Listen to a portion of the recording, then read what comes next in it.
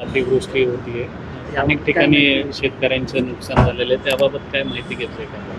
आपल्या सगळ्यांना माहिती आहे की राज्यामध्ये अजूनही पाऊस पडतोय. 5.5-6 महिने झालं राज्यामध्ये पाऊस पडतोय आणि पाऊस पडण्याबद्दल पाऊस पडतोय, पण तो इतका जोरात पडतोय, एकाच दिवशी वर्षा एवढा पाऊस पडतोय. त्यामुळे शेतकऱ्यांचं शेतीचं खूप मोठ्या प्रमाणामध्ये नुकसान झालेलं आहे.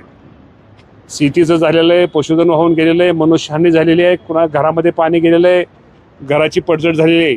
हे राज्यामध्ये अतिवृष्टीमुळे खूप मोठं नुकसान झालेलं आहे. या नुकसानीचे पंचनामे करण्याचं काम युद्धपातळीवर सुरू होतं. बऱ्यापैकी आता काम संपलेलं आहे.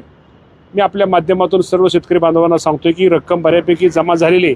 अजूनही ज्याची नुकसान भरपाईची शेतीची रक्कम जमा झालेली नाही, येणाऱ्या 10 ते 15 दिवसाच्या आत संपूर्ण रक्कम ही शेतकऱ्याच्या वरती बँक खात्यावरती जमा होईल. त्या बाबतीमध्ये मी एवढं शेतकऱ्याला सांगतो की या बाबतीमध्ये धीर धरा, काळजी करू नका. हे सरकार, या राज्याचे मुख्यमंत्री देवेंद्र फडणवीस साहेब असतील, एकनाथजी शिंदे साहेब असतील, अजितदादा पवार साहेब असतील, हे सगळे आपल्या पाठीशी. त्यामुळं येणाऱ्या दिवसात आपली संपूर्ण रक्कम आपल्या सर्व शेतकऱ्याच्या खात्यावरती जमा केली जाईल. हे जवळपास 1000 कोटीचं कर्ज माफ करणे शक्य आहे. 1000 कोटींचं जवळपास कर्ज आहे, ते माफ करणे शक्य आहे.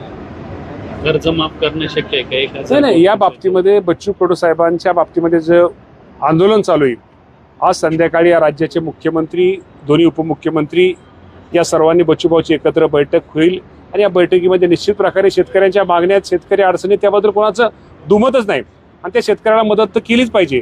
आज खरं तर पहिलं कर्तव्य, तुम्हाला माहिती आहे की आपल्याला शेतकरी आता जो अतिवृष्टीमुळं त्याचं नुकसान झालेलं आहे, त्या शेतकऱ्याला उभा करणं आजचं आपलं सगळ्यांचं पहिलं शासनाचं कर्तव्य. ते कर्तव्य आम्ही पहिल्यांदा पार पाडतोय आणि निश्चित प्रकारे शेतकऱ्याला मदत, शेतकऱ्याची कर्जमाफी याबद्दल देण्याबद्दल मुख्यमंत्री, दोन्ही उपमुख्यमंत्री सुद्धा त्याबद्दल दुमत नाही आहे. ही रक्कम आपल्याला शेतकऱ्याची कर्जमाफी करण्याबद्दल त्यांचं दुमत नाही. आणि या बाबतीमध्ये बच्चू कडू साहेबांचं जे आंदोलन आहे, आज संध्याकाळी त्या बाबतीमध्ये बैठक होईल आणि या बाबतीमध्ये निश्चित प्रकारे या राज्याचे मुख्यमंत्री योग्य तो तोडगा काढतील. अनेक जण रेल्वे ट्रॅकवरती देखील उतरल्याचं काल पाहायला मिळालं. त्या संदर्भात आपण बच्चू कडू यांच्याशी संवाद साधलाय. बच्चू कडू साहेबांचे संवाद आमचे महसूल मंत्री, आमचे पंकज भोईर साहेब, आपल्या राज्याचे राज्यमंत्री, कृषी मंत्री आमचे जसवाल साहेब, या सर्वांचा संवाद चाललेला आहे.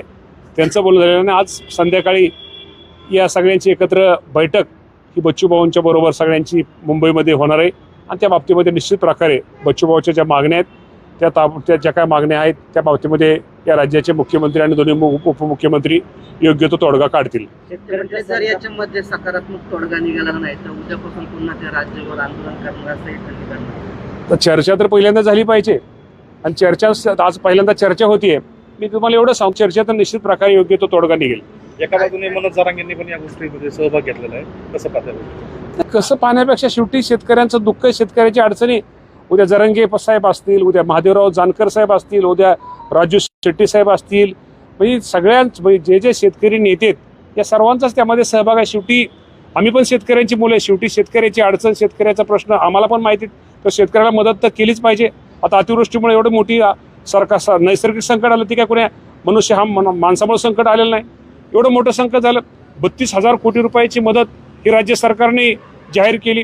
काल त्यामध्ये तुम्हाला पुढं पुरवणीत आचारसंहितेची अडचणी होणे 11,000 कोटी रुपये मुख्यमंत्र्यांनी ताबडतोब ते मंजूर केलेत. सांगायचं तात्पर्य की आम्ही सगळे शेतकऱ्याबरोबर आहेत. शेतकऱ्याच्या अडचणीमध्ये शेतकऱ्याला कशी मदत होईल हीच राज्य सरकारची भावना आहे. काल बच्चू कडू असे म्हटले की अनेक शेतकऱ्यांकडे मोठी संपत्ती आहे, अनेक शेतकऱ्यांना सरकारी पेन्शन सुद्धा मिळते, अशा शेतकऱ्यांना कर्जमाफीतून वगळण्यात यावं. 100% अशा शेतकऱ्या जो IT भरतोय, जो ज्याच्या शेतकऱ्याचं चांगलं आहे, की ज्याची परिस्थिती चांगली, त्यांना वगळलंच पाहिजे ना. त्यांना आपण वगळतोच. ठीक.